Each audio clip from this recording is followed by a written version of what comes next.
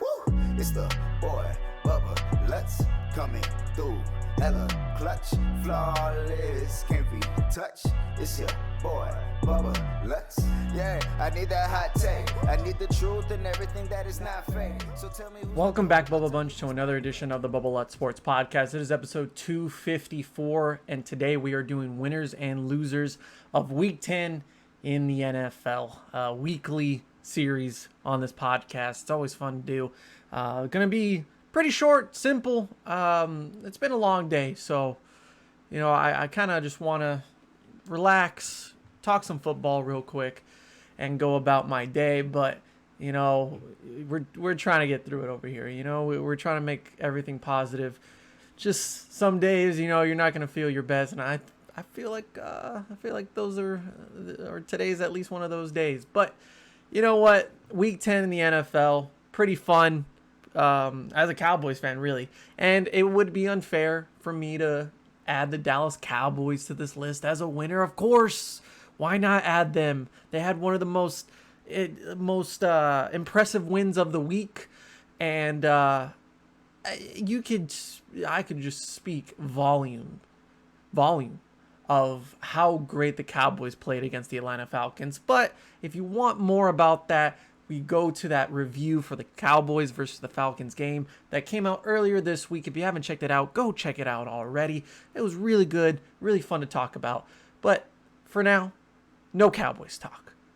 But we do have some winners who had a great weekend, had positive days, unlike your boy. And we start off with the Detroit Lions. Guys, you don't have to win the game to be a winner and get some bubbly on the Bubba Lutz Sports Podcast. You just have to give me an intriguing game that is pretty wacky, and you find yourselves not losing against the Pittsburgh Steelers. I think Detroit will take this as a win. The fan base will take this as a win.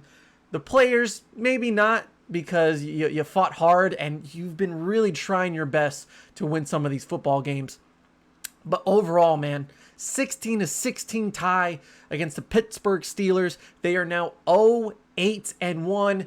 0-17 is not possible anymore. The first team that will ever go 0-17. Not going to happen this year. Not going to happen, because the Detroit Lions have something to say with that. Now, extremely possible that they can go 0-16-1. Still the first time ever in or in NFL history that could happen. But I really think that based on how they've played against some really good teams around the NFL, they had that, we look back at that Philadelphia game where you think they actually win that game because of how bad the Eagles are, and then they get blown out. But think about it, they were competitive against teams like Green Bay. They were competitive against Pittsburgh, teams that we may consider playoff teams or already playoff teams. And the Detroit Lions are actually keeping up with these teams. You just got to appreciate the effort. Look, I'm not going to think Dan Campbell's going to do anything in Detroit, and he may find himself out of a job in Detroit in about 2 to 3 years. But you got to appreciate and you got to respect the fact that this team is playing hard. They are not talented. They are not athletic. They are not what you would want in an NFL team. Jared Goff is a terrible quarterback, and he is definitely not the franchise guy going forward. They have some individual players that are good, could be better though. I think Jamal Williams and DeAndre Swift, guys like that, those are really good. However, that's not going to get them anywhere. I really can't tell you enough how just pretty weak this team looks on paper and how they look on the field. But heart-wise, I mean, you got to give an A for effort. You really do. And having a 16-16 game against the Steelers, who could possibly make the playoffs if they really wanted to. I mean, they didn't have Ben Roethlisberger, but honestly, I don't think Ben would have made a difference in this game. You fought hard. You get the tie. You come out of there thinking, we're not so bad after. We're bad. We're not as bad as we once thought. So Detroit, 0-8-1. It only takes one, kid.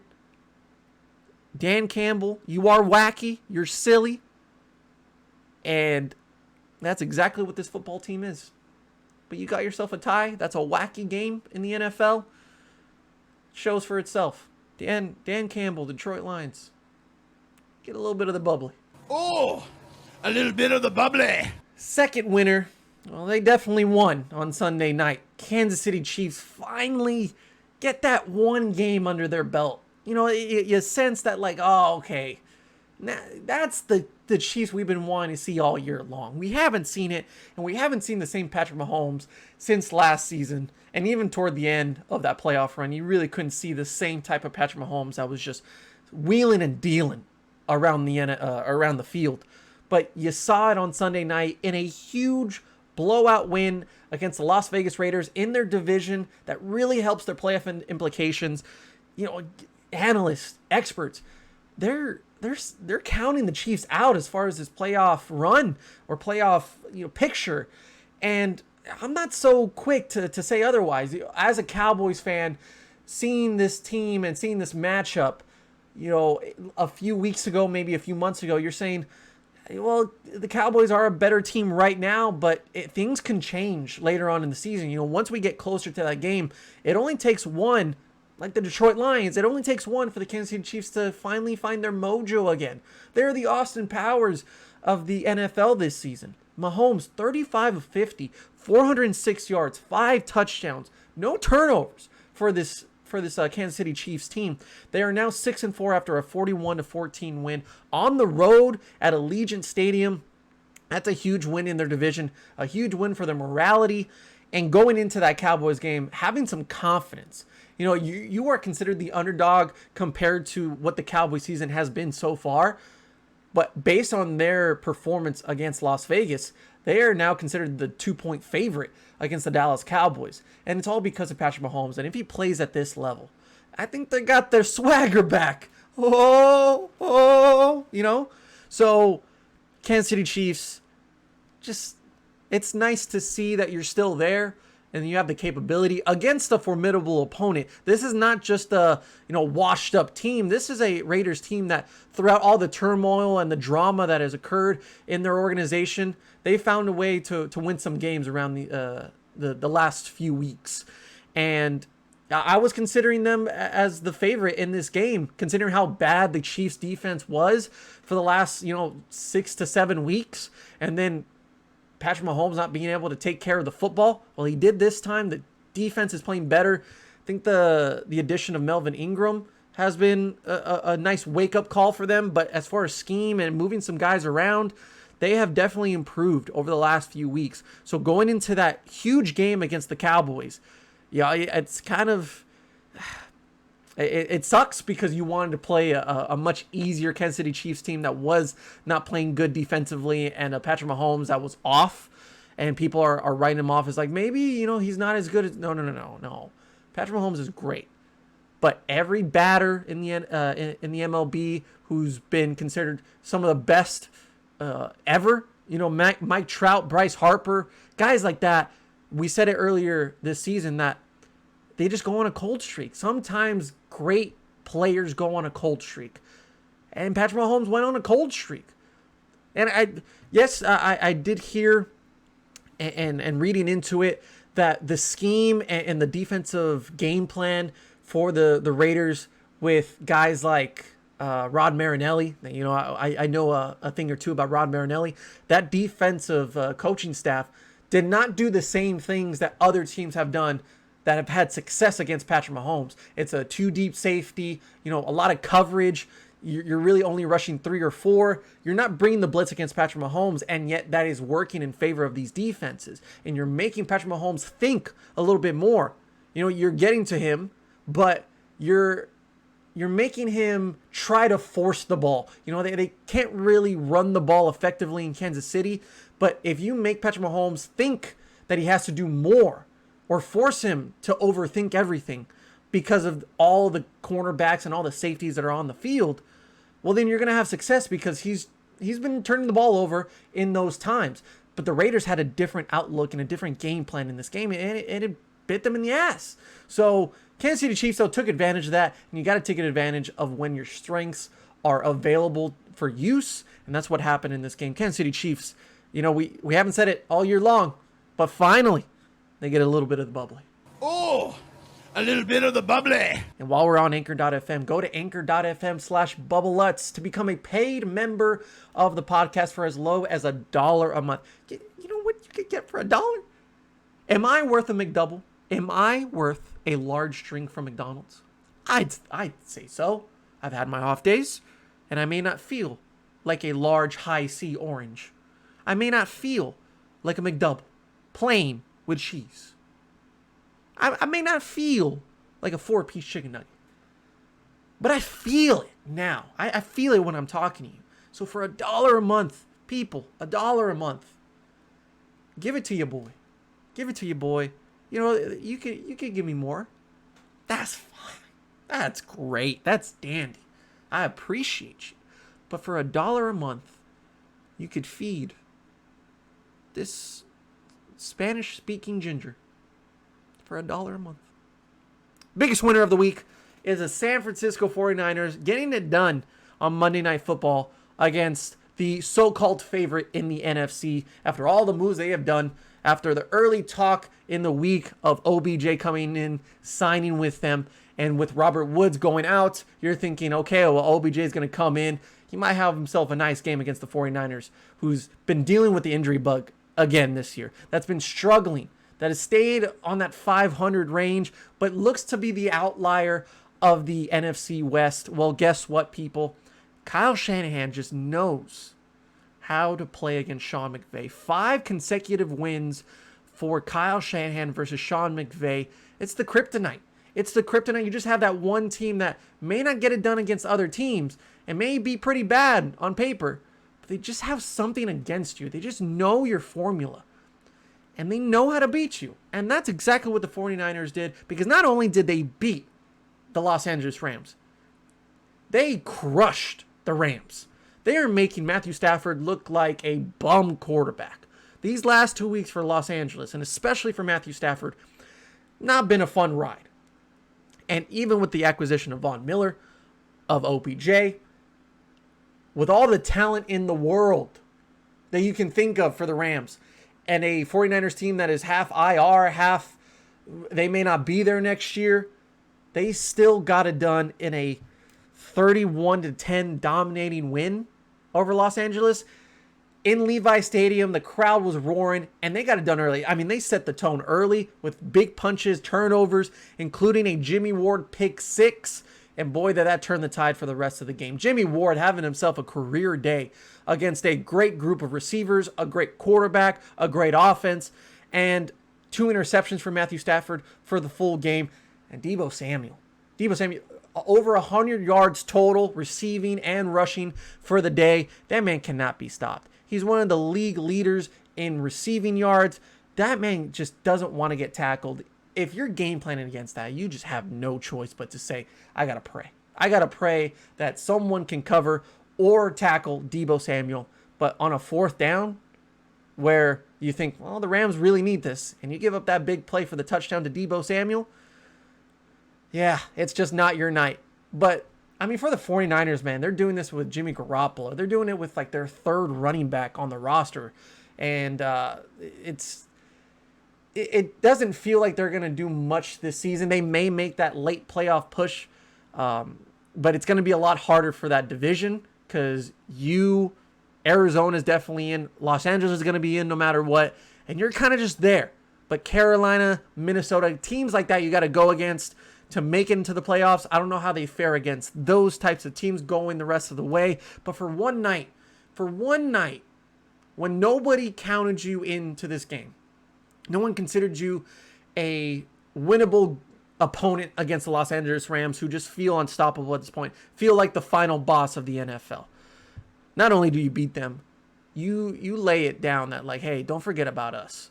And with all the talk about Kyle Shanahan, putting all the pressure on him, hot seat, maybe this is his last year in San Francisco. His record really just doesn't speak volume of how hard this team plays. I felt like in 2020 with all the injuries, they still played hard. They still played great considering the circumstances.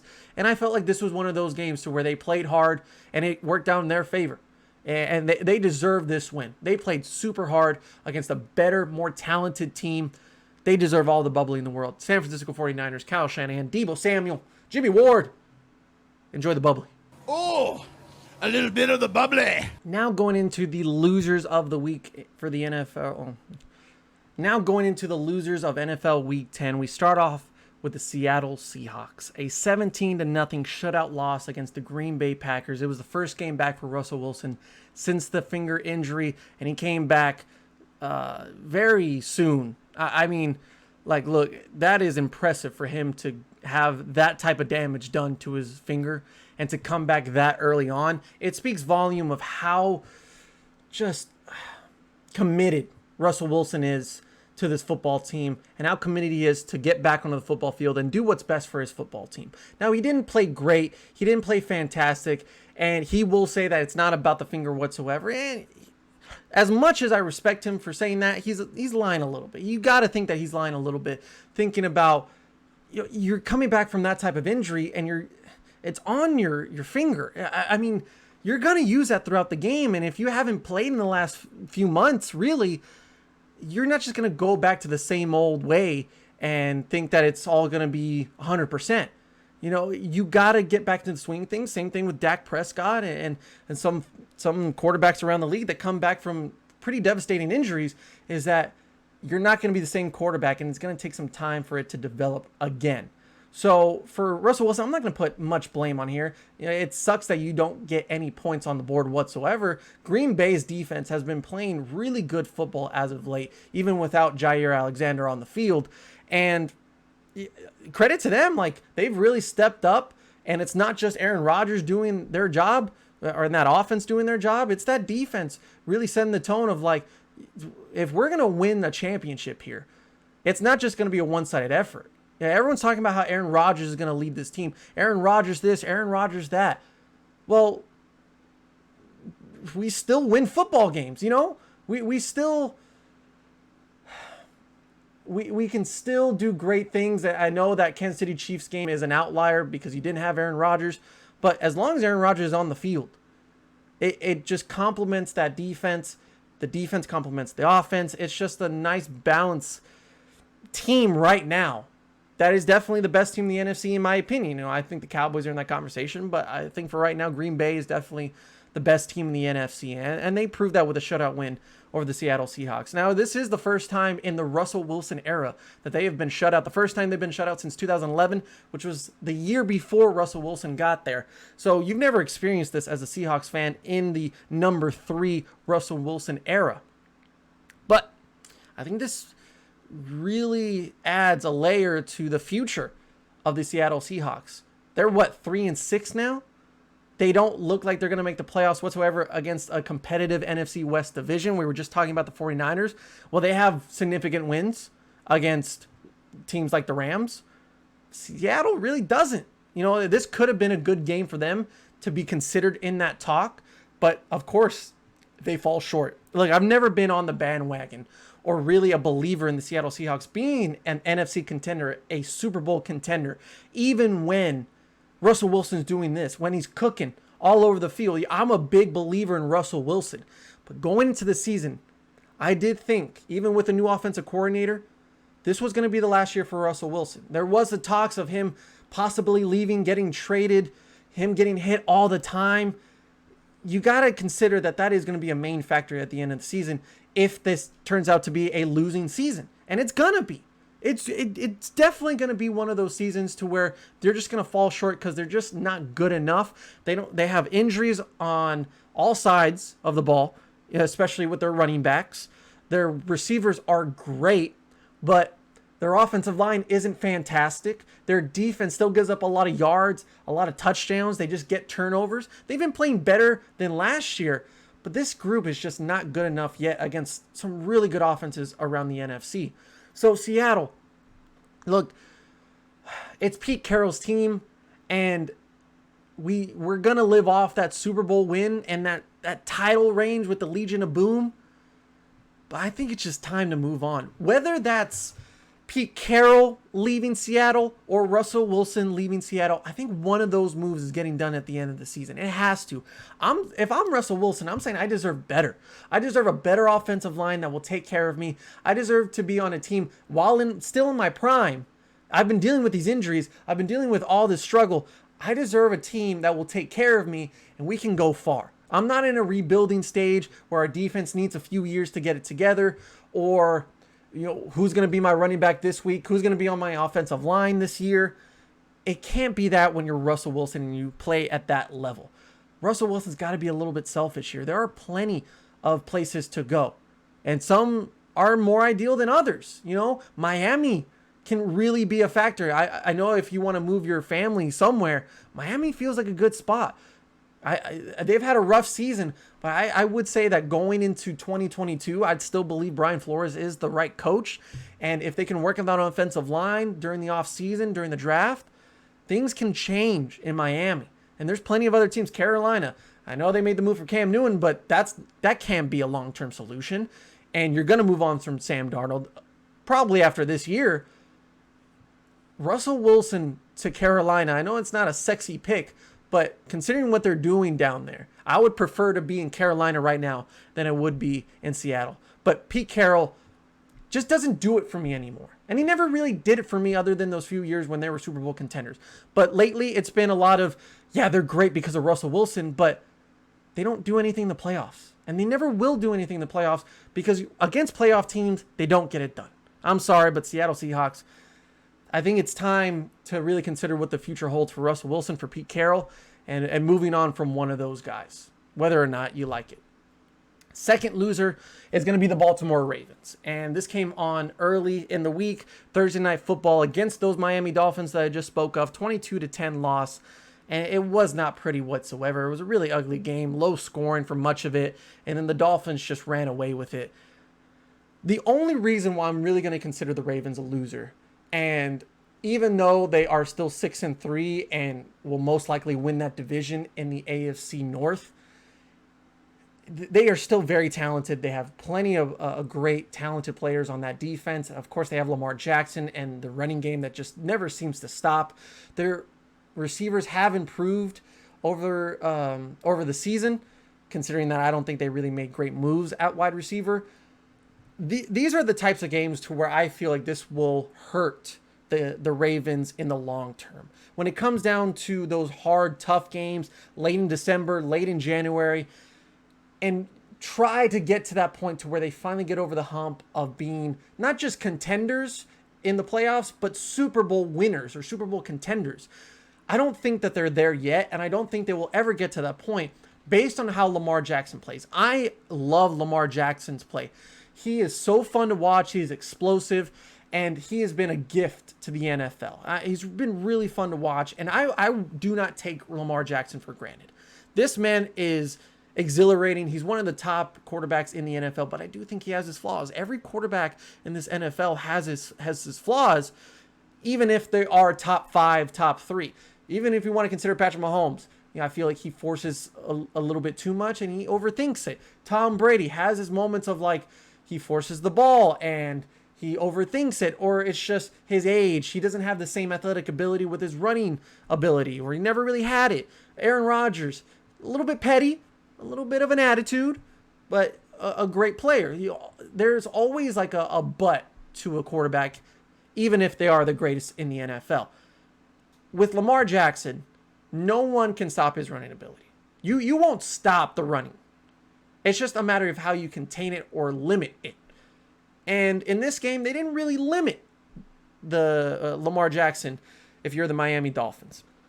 What you did, though, is you played him hard, you got him frustrated. That's the thing about Lamar Jackson that needs to get better as his years go along, as his future holds in the NFL, is that once he gets frustrated, if one thing does not go right, and now he starts to force the ball downfield, he just doesn't have the accuracy downfield, at least for me, consistently to get the job done. Some of the throws he was making in this game, and I've seen these throws for much of his career, to where I feel like he just throws it up there and just says, we'll see. It's not even close. Whether it's 5 yards ahead of the receiver or it's out of bounds, I feel like he has the arm talent and the arm power, but the accuracy with that arm still needs a lot of work. And then the mental game as well. You can't get overzealous. You can't get frustrated and be emotional about it, because then you're your teammates are going to see that and have the same reaction. You got to be composed. You got to be relaxed. You got to show your offensive line and your receivers that say, hey, we're good. That's fine. That's on me. But we move on. But you can visibly see that Lamar Jackson does get frustrated when he doesn't make the throw, when he doesn't get the first down, when they don't convert on third down. You start to see that Lamar Jackson's like, guys, come on. Like, what are we doing? Like, we gotta do better. He's got to take a little bit of that responsibility and just calm himself down. That's going to help him a lot. The arm accuracy, I feel like if he finds the right rhythm and finds the right coach and he's feeling himself, boy, like Lamar Jackson can do really great things. I feel like over the long term of his career, he will figure it out. Once he figures it out, which he will, Lamar Jackson's going to be the scariest quarterback in the league, and he will definitely win a lot more MVPs. But for right now, that is something that he has had struggles with and has been struggling with for the last few years, and I've been saying it consistently throughout the years. That still hasn't changed, and I don't see it improving. He's made some really tough throws and some great throws, and they've been in clutch moments. He's finally beats the Kansas City Chiefs this year. He gets some really solid wins, quality wins against playoff opponents, but it's got to be throughout a season. It can't just be in spurts. So Lamar Jackson, the Ravens, in a horrible loss to the Dolphins, who have been bad this year. Yeah, I'm sorry, bud. You're going to be on this list. Last but not least, last loser of the week, biggest loser of the week is me. Yeah, guys, it's me. You know why? If you've been with this podcast for a very long time, you know why. Cam Newton's back. And he yelled it to me. He yelled into that camera, and I could feel that he was directing it toward Bubba Lutz himself. He's been watching. He's been listening to the Bubba Lutz Sports Podcast, because when he scored that touchdown, he said, I'm back. I knew what the future holds. Signs with Carolina once again earlier in the week. Comes in on a short week with Sam Darnold out for the next few months with an injury. PJ Walker takes over the starter. But you know for a fact that once Cam Newton gets settled in, which may be soon, he's going to be the starter of the Carolina Panthers once again. And you know what that means. A Carolina Panthers team with Christian McCaffrey, plenty of weapons to go with, and a defense that has been impressive this season, can get to the quarterback. They get J.C. Horn during the draft. They get Stephon Gilmore earlier in the season. This team is a sneaky 6th seed or 7th seed in the NFC. They may not be complete, and they may not be a threat completely in the playoffs, but if they can get behind Cam Newton, and they will, because he's going to bring that energy. He's going to bring that swagger, and Carolina is going to eat it all up. Those fans are going to love Cam Newton back. They want to get back to the golden days of those 2010s, mid 2010s. And even though I'm not a fan of Cam Newton,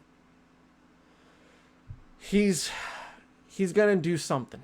I know he's going to do something to where he's going to help this football team, because he's going to play better than Sam Darnold. He's going to utilize the weapons to the best of his ability. All he has to do is throw it to Christian McCaffrey and DJ Moore, Terrace Marshall, and that defense can take care of the rest.